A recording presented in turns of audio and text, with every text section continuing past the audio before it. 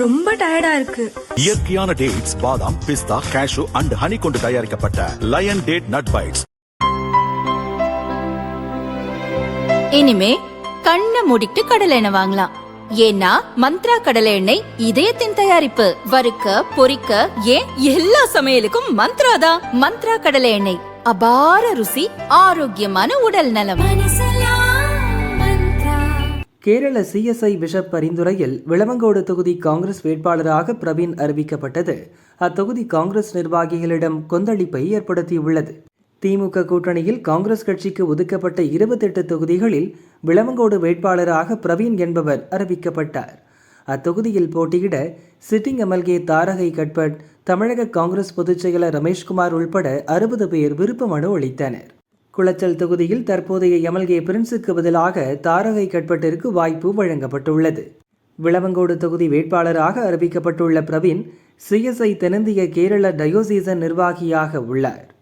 கட்சிக்கு தொடர்பில்லாதவரை வேட்பாளராக நிறுத்தியது காங்கிரஸ் கட்சியினரிடம் கொந்தளிப்பை ஏற்படுத்தியுள்ளது.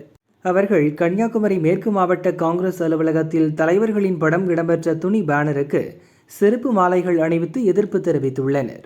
கன்னியாகுமரி மாவட்ட காங்கிரஸை கேரளாவுக்கு விற்ற துரோகிகளுக்கு செருப்பு மாலையுடன் கண்ணீர் அஞ்சலி செலுத்துகிறோம் என சமூக வலைதளங்களில் காங்கிரசார் பதிவிட்டுள்ளனர். இதுகுறித்து விளவங்கோடு காங்கிரஸ் நிர்வாகிகள் சிலர் கூறியதாவது: கேரளாவிலும் சட்டசபை தேர்தல் நடக்கிறது. சிஎஸ்ஐ கிறிஸ்தவர்கள், கிறிஸ்தவ அமைப்புகளின் பிரதிநிதிகள் பலர் தேர்தலில் போட்டியிடுகின்றனர். அங்குள்ள அனைத்து கிறிஸ்தவர்களின் ஓட்டுகளும் முழுமையாக காங்கிரசுக்கு கிடைக்க வேண்டும் என்றால் தங்கள் அமைப்பைச் சேர்ந்த பிரவீனுக்கு சீட் தர வேண்டும் என லோக்சபா எதிர்க்கட்சித் தலைவர் ராகுல், காங்கிரஸ் பொதுச் செயலர் KC வேணுகோபால் ஆகியோரிடம் சிஎஸ்ஐ பிஷப்புகள் சிலர் வலியுறுத்தியுள்ளனர். கடந்த லோக்சபா தேர்தலின் போது விளவங்கோடு தொகுதி காங்கிரஸ் எம்எல்ஏ விஜயதாரணி பதவி விலகி பாஜகவில் இணைந்தார். அதைத் தொடர்ந்து நடந்த இடைத்தேர்தலில் தாரகை கட்பட்டிற்கு சீட் வழங்கப்பட்டது.